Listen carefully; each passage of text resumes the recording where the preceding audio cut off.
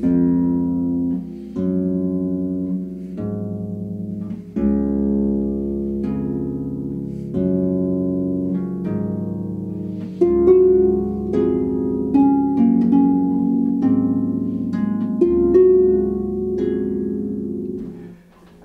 everyone, it's June 16th, 2020.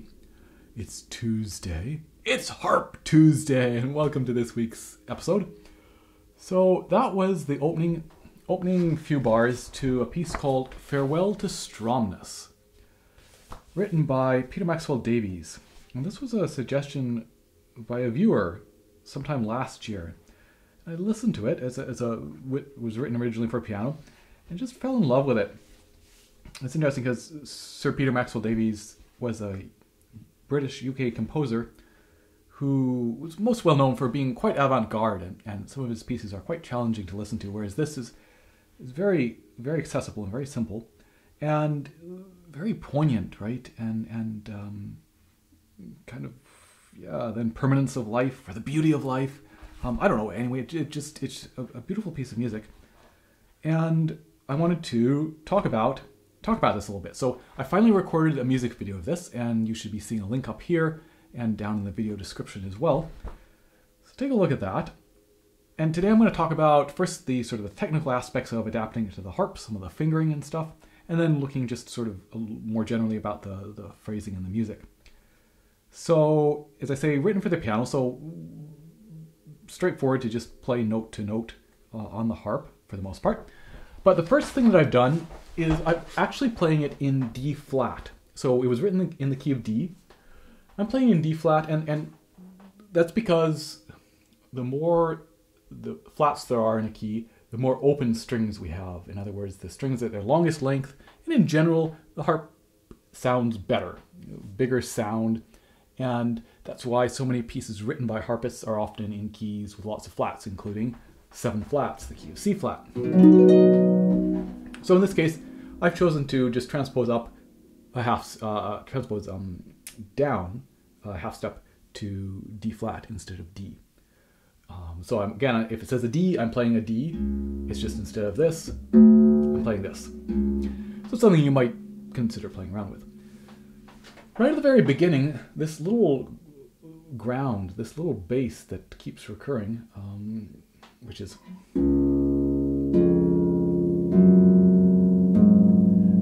presents some interesting questions, right? Because if we do that, for example, it's going to keep ringing. There's a lot of noise, a lot of reverberation. So what options do we have? Now we could do open thumb.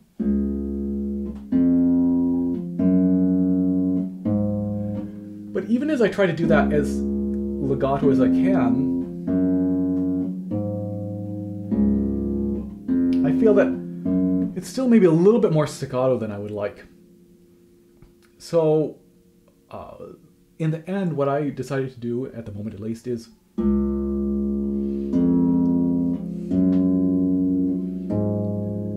somehow by this motion, this sort of open octave, because I play open octaves with a third finger on the bottom, so this third finger, I got a sound that I was happier with.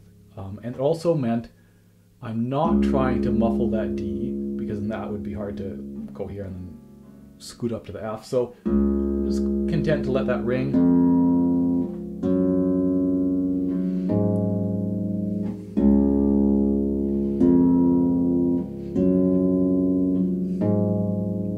So that's what I came up with. You might come up with something that you're happier with, but that for me was what I ended up doing. In the third and fourth bar, when we get these added notes, at the moment, I'm playing them with the left hand, so that note, he's got them double voiced at that point, though later on we do play them. But I kind of wanted to try as much as possible to have them sound as separate voices, and I've played around with trying to play the right hand quite low on the soundboard as well is a potential option there. So just some interesting things right at the very beginning, even though it's quite simple, very few notes. Then as we do get all these chords in the left hand, so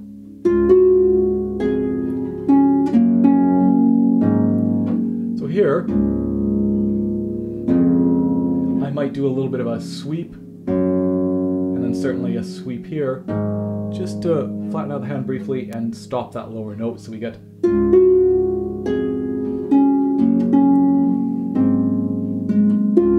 Or maybe here as well. I haven't specifically marked those in because that's something I just end up doing automatically, but something to be aware of because again, in that type of passage, we certainly don't want this to continue to... I think that's just a little bit too much sound. So some spots to think about in left hand in terms of muffling. I want to also point out the start of the third line, and that we get, instead of an octave next, which we could easily do, we have the 158 shape, and there's a risk of the back of the second fingernail buzzing as you place that A, especially, so it would be one thing if we were just placing this, but to have the hand far enough away from you to find the D, that increases the risk of this angle here that will interfere with that G. Lots of different options, right? We could go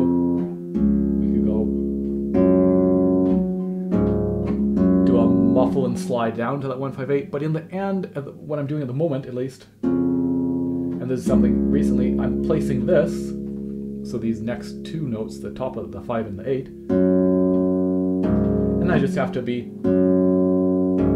aware as I move down that I still have to keep 2 engaged enough to stay out of the way of the G. So I was pretty happy with that. The only downside is it's not super elegant, perhaps. I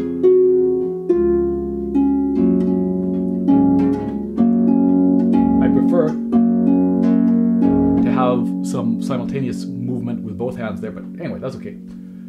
Then we get, in the right hand, all these... And I want to mention that, again, kind of unconsciously, I'm delaying. So, for example, even at the very beginning, I'm not actually, I'm thinking I'm connecting, but I'm actually, I think, delaying because I've played this D.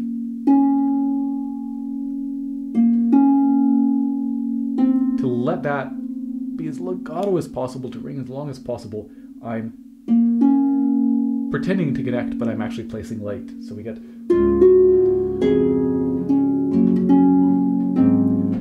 Just to give it, and I'll talk a little bit more about this later, just to give it as smooth and sustained a sound and connected sound rather than connected notes in the right hand. I'm often jumping from at the end of the bar, that final note, I'll often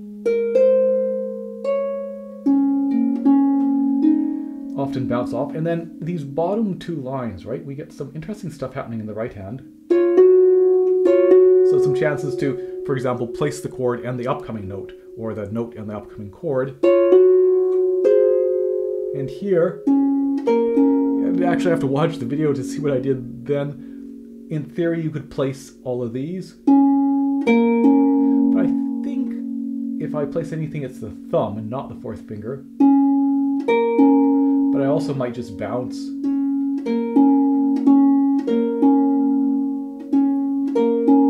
Again, these ones are the fast ones, these 16ths, so for sure it makes sense we want to have those connected, whereas I might want that sense of a little bit of bounce, a little bit of movement there.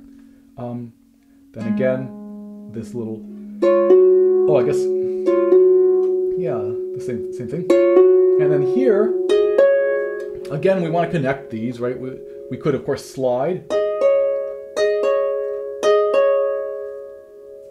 I want to avoid the slide in that case if I could. We could also, typically, of course, this 5th, right, would be placed with 1 and 3. But it's just a little bit awkward, a little bit of an awkward stretch. So I'm going ahead and putting 4 there.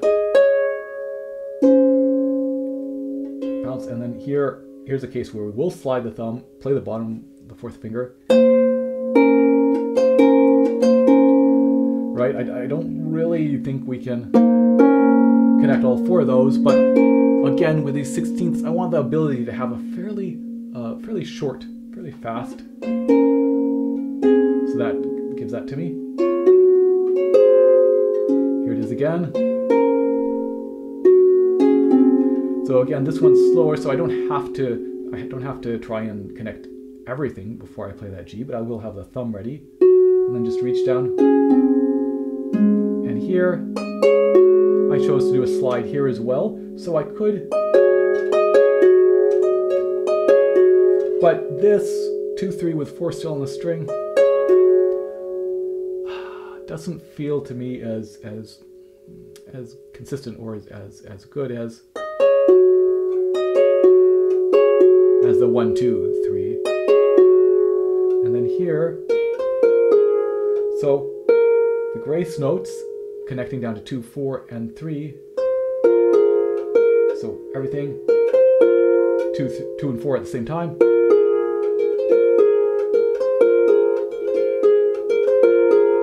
Probably maybe the trickiest little one.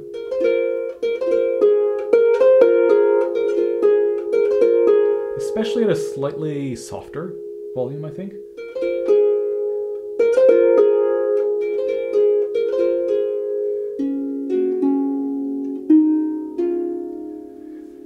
Yeah, gorgeous, gorgeous. So that's what's happening there. And on the last page, of course, we get a very similar thing going on in terms of the right hand fingerings, and the left hand, of course, is just splitting apart these chords instead of all together. We have. And on this third page, by the way, I'm on those first 2 bars again. I'm taking this note. Sorry.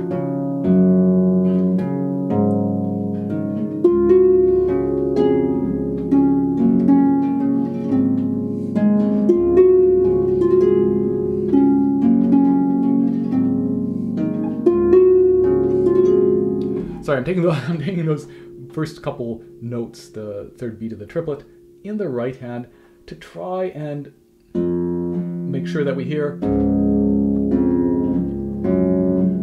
that we return to this little ground, this little melody. So the first chord, I'm taking the whole thing in left hand, but I'm trying to, as much as possible, bring out the D rather than the A. Yeah, I don't know. Let's see, middle section. So we got this middle section, right?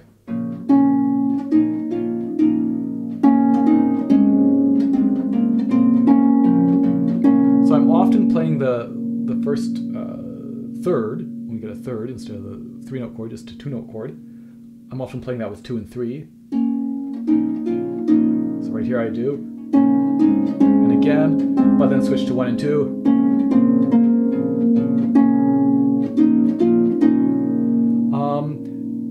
And some pedal changes that you'll want to mark in. And the only other thing on this is there's a spot where we go from this chord into a D sharp, which of course for us is a D natural. So if we just go this D, so we've played this D and this D. We're replacing on this D as we find the chord, but this one's still ringing. So we're going to hear that. And that's just a good thing to be aware of, because it took me a while to really clue into the fact that, yes, every time I got to that, I was hearing that. Oh, right, because that one's still ringing. And then once you do notice that, trying to do what you can with muffling to eliminate that sound. So in this case, what I'm doing, I'm placing this root position, 3-note chord, same as the right hand, same 3 notes, to muffle that D with 2 in the left hand, and then playing 1 and 3 at the same time while 2 is on there. So it goes, sorry.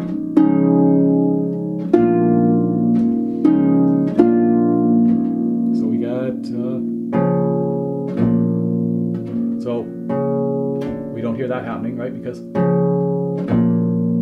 Because I've stopped that, and yet still just play that 5th down there. And then at the very end, I'll just mention that I often 3, 2, 3, 1, 2, 3, 1. That this, I've experimented with how far I want to go down the string on that, but often maybe a little bit, I guess you can't quite see, a little bit lower is nice, potentially. It also helps with, when you're replacing, trying to have a really nice, clean sound. If you have less, you'll have slightly less vibration on the string down here at this point of the string, right? It's not vibrating quite as widely as it is in the middle of the string. So there you have just a few of the technical thoughts. Again, it's a relatively easy piece, and I think does fit very nicely on the harp. But I'll just talk a little bit about sort of the music itself. So it's interesting, right? Because it has a metronome marking, a slow walking pace, 60-ish to the quarter. And these days, right, we not only have metronome markings, which didn't exist in Bach's time, for example, but we often have the example of the composer themselves playing the piece, if it's possible, or conducting the piece. And so that's all, that can be really useful and interesting. But I think we also have to, it's a balance of then how does the piece strike us, right? How does it sound to us?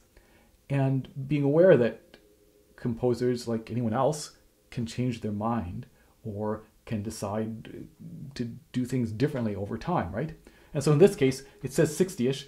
If you listen to the Peter Maxwell Davies performance of this, from when it was written in 1980, he's playing it maybe about 44, right? He's much, much slower. Which is just an example that, great, try the 60, or listen to his recording, try the 44, but that also, how does it speak to us?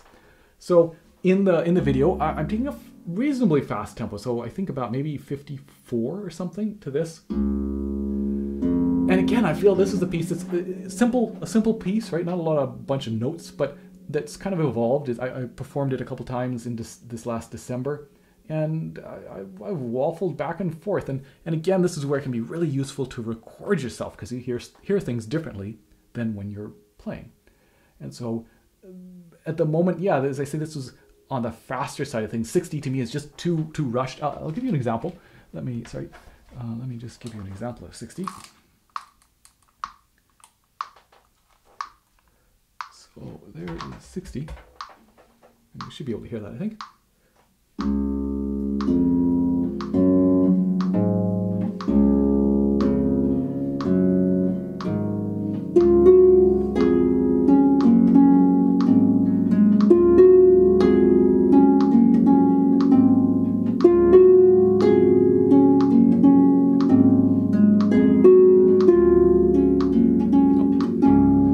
That fingering, that's fairly new there. Especially those opening 4 bars, I wanna savor those. But you could hear, or I think there, how once we started this, 60 didn't sound too bad compared to the first 4 bars, where for me at least I felt like it was really, really pushing me faster than I wanted to go. So again, we could maybe take a little bit of time with those first 4 bars, but in general, right, I think we want to keep the same tempo throughout this. So. And again, maybe there's that slower tempo. And let me just show you 44.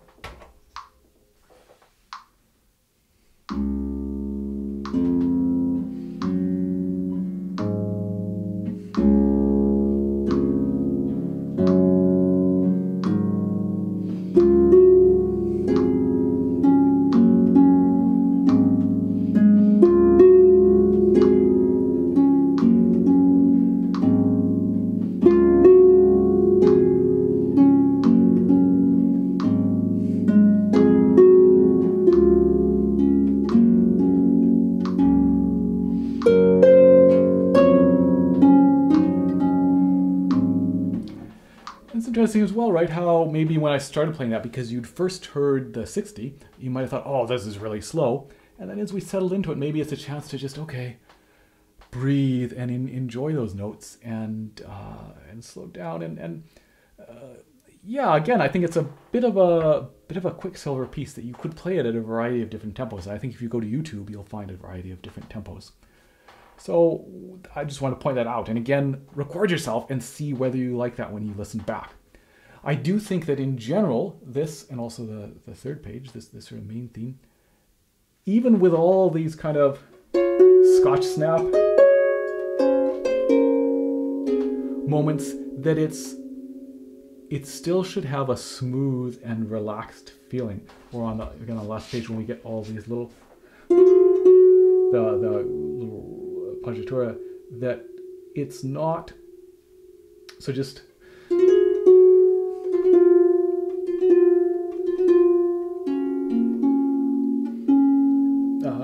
slightly longer on that one, but so it's yeah, trying to give it that relaxed and sustained sound so each note moves to the next and is not too staccato. Then the middle section, so he gives no, in the music there is no indication in terms of anything tempo wise, so the presumably would stay the same tempo. For me, I've always felt a slight tendency to want to go